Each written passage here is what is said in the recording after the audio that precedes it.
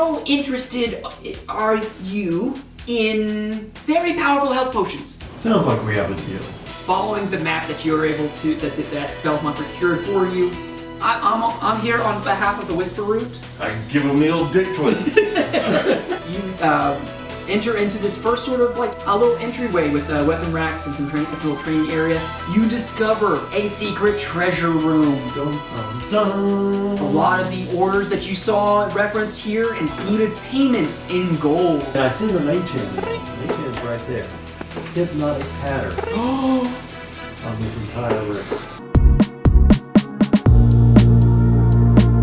There's been no evidence of you guys reclaiming it for Bellamont.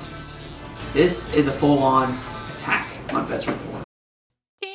Give me a quick investigation check. Investigation. I'm on it. Because you're looking for traps. Yep.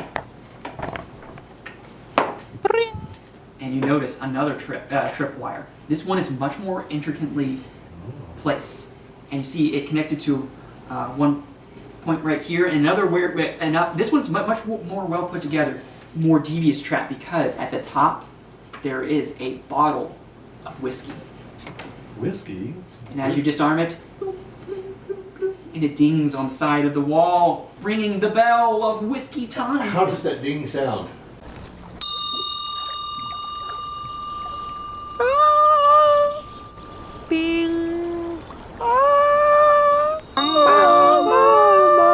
I'll pass. Sounds familiar.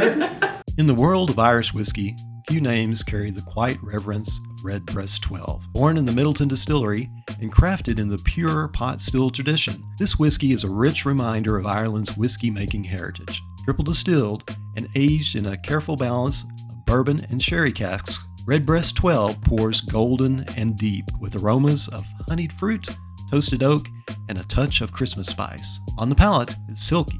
Notes of dried apricot, vanilla, and warm spice unfold into a long, elegant finish with the signature sherry sweetness. This is not just an Irish whiskey. It's the benchmark for the style. Classic, complex, and unmistakably Redbreast. Like, I don't know, like, if this is, like, how to explain it other than it's a thicker smell. Does that make syrupy? Yeah. Maybe it's the honeyed fruit. Yeah, the honeyed fruit. The apple is not as prominent on this one as the others. This is a 12-year-old, so the 12-year-old is going to be aged.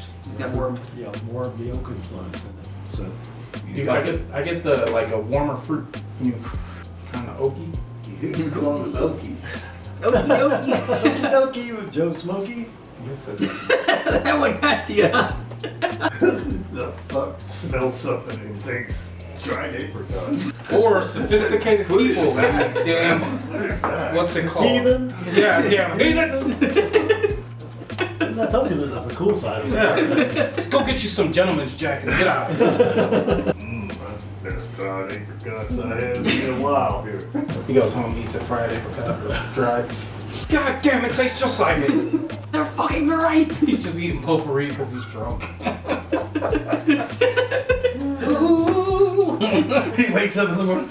Who the fuck did my potpourri? Why does everything taste like dried apricot? And hickory. Hickory. Damn cats. I don't have any cats. Yeah. Neighbors are gonna be pissed at me. That's not dried apricots, that's potpourri in your neighbor's cat. I wouldn't eat the potpourri bowl. That was a litter box. Oh, I smell the vanilla now. Yeah. Stop trying to change the subject. Alex is over here. Focus, guys. He's gonna cut this shit out. It's got a quite bottom finish on it too. Yeah. The sweetness from the sherry cask. I think this is a little bit more complex. The more it irritates for me, the more I'm getting more of like the softer notes. Like the vanilla, like the little warm spice on it. Yeah, I think this is more to be savored. Yeah, sometimes when you let it air a little bit, you start picking up different things, and you'll sometimes taste different things too. I think prevalent with the initial neck pour, when you first pop the bottle and you pour that first off of there, there's differences. I like this one. Yeah, it's the best one. I agree. This one and then the teal. To me, I think it's the best of both 1 and 2 combined. The 2 had the smoothness of Irish, the 1 had the flavor. This one has both.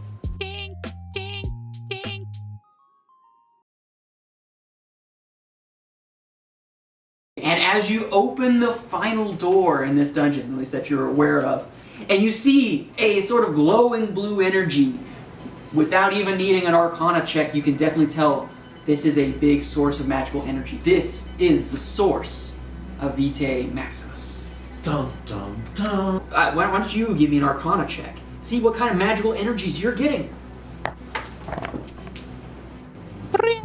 The one difference that you are noticing about this magical energy, there's a faint celestial element to it.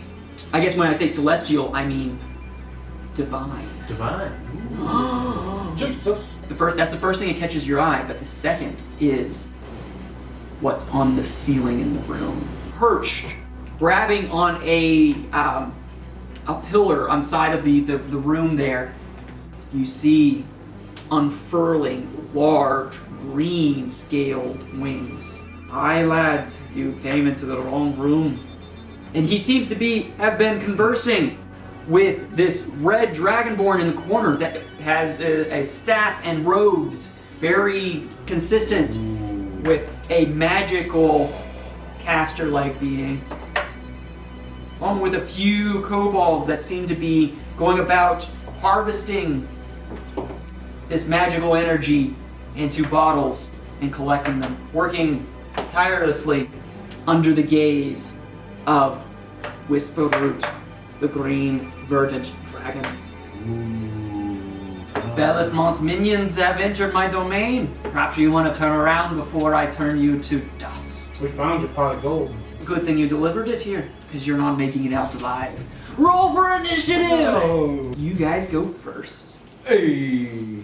As you see, this dragon is not nearly as big as the Vezrathor you've met before, but it's also not the shade of red as Vezrathor. This is a very much a green dragon. And it seems to be, make company with a bunch of red dragonborn and red kobolds, which is odd. Red and green dragons are known to mix. Except at Christmas time. You're right. Have a very Merry Christmas, sir.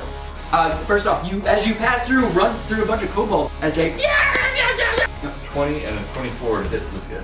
24 and 15. How dare you!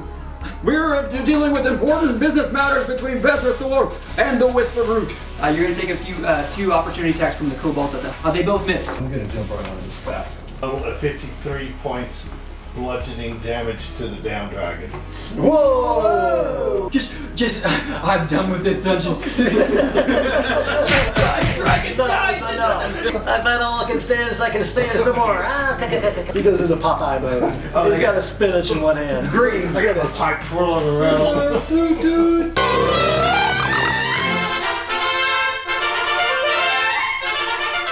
Where is that walking suitcase? I make my run over there, up to the stairs. I do 4 attacks against the Dragonborn up top. Yeah, so all 4 hit. 63 damage. That 63 is halved. Let's go ahead and action surge. Action surge, which is enough. Before he falls, you release 1 superiority die to kick him into the dragon. That's 1 damage. He hit him, so do I Why get would to, you do that, laddie? Can I get a little damage off him smacking into him? Yeah, you get the 1 damage. I'm behind the door here. I poke my head in the door with my crossbow, and I hit with a 31. All right, yeah. And 46 damage. And I close the door behind me. It is going to do a wing attack. You are just riding this dragon at this point. Because I'm strong to the finish. Because I ain't finish. He's still in Popeye mode. But as a part of its legendary action, it can move. With you on it, the kobolds. They're slinging some stones, bros. The mighty Whisperroot is quite upset and is going ahead and use their breath attack. As a noxious green gas form just erupts from its mouth, almost like flame, but this is a green dragon. They don't do fire, they do farts. Back to the Nobles of Fallfield. What are you guys doing? 41 damage. All right, and how many punches is that? Did you hit? 3. 3 punches. Boom, boom, just like wailing on, riding this thing, just punching down. With my fist of fury to the back. It's almost like you got like your legs wrapped around his neck and you're just on top of him, just pounding over the top of the head. Holding it. It is dropped below the halfway mark as the Damn. onslaught that you guys are doing on this dragon. This is not Vezrathor. Okay, then I did 39 damage to it. 39 damage just as it's flying around trying to deal with Kane. You're just I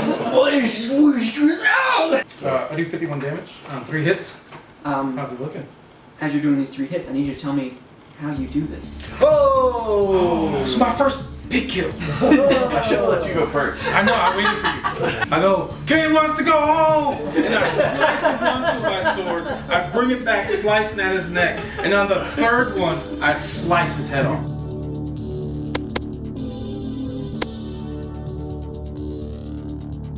Head off. Give him the dick twist. No, Twist his I don't dick. have, I'm He's using a not you. sword. Yeah. I use He's not a copycat. one superiority die to kick Amadeus into his dick so he can do as he pleases with it. So the last hit slices his head off. I go, get him, Amadeus! I grab his dick and do a Tarzan swing off of it. As he's swinging, I just take a little tap with my sword and chop it off. And now, you have a new one to your collection. Okay, and as the mighty Whisperroot, the green verdant dragon, as he falls to the ground, Kane riding out off the back of its tail, you are able to collect 6 bottles of Vitae Maximus. Full hit point, 1 action, Full hit points. all hit points restored back to full. Is there anything we can do with the crystals in here? You give me a religion check, as Amadeus earlier indicated that there's a sort of divine energy going on here. I heard that we can crush it up and smoke it. 19. 19, okay. And as you're doing some investigations as well, looking around the room, with your natural talent, you automatically succeed on this check. This is a lot of divine energy. This is way too much for this area, and the energy that Amadeus gives off, tells you about from what he was able to detect. This is the only presence of something similar that you can imagine would be if a god were to fall and die. Relating back to your world and your pantheon, this is likely the corpse of a fallen god of life. This has definitely been a long-standing Vezrathor controlled location. Now conquered by Bellamont, there was someone before Vezrathor. The evidence of Vezrathor's presence here is definitely well known. Even in the notes that you've read, there's evidence that he's been here for, tens, if not hundreds of years. But there was someone that you detect in your investigations. And a note calling out Persephoros. Give me a religion check with advantage. I'll give it 12. The only thing that you kind of get from that is you've heard it has something to do with the goddess of death in your world.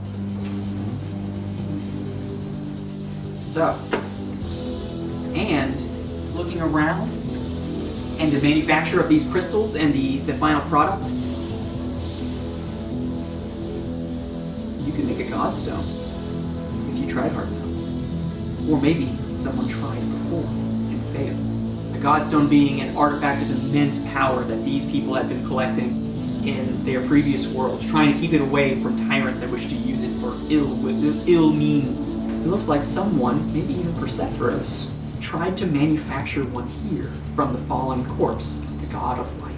Denizens of Vezrathor have been using this facility ever since to craft powerful magical potions. And with that, you take your 6 bottles, your 4,000 gold worth of plunder and loot, and return back to the city of Embervale.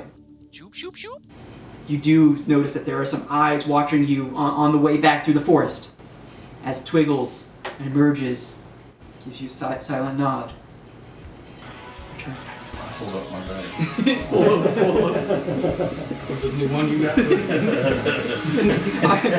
the new one for comparison. You're gonna have one of those trench coats of just what kind of penises you're looking for here. I got dicks galore. Including my own. Big dick, little dick.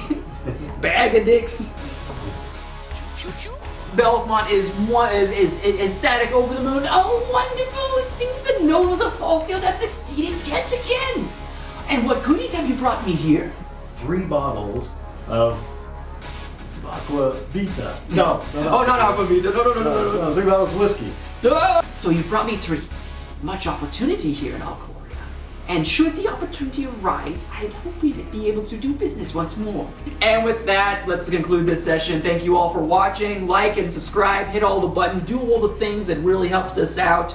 And yeah, if you're having fun with us, let's keep having fun together. Comments. Who's your favorite? Solancha.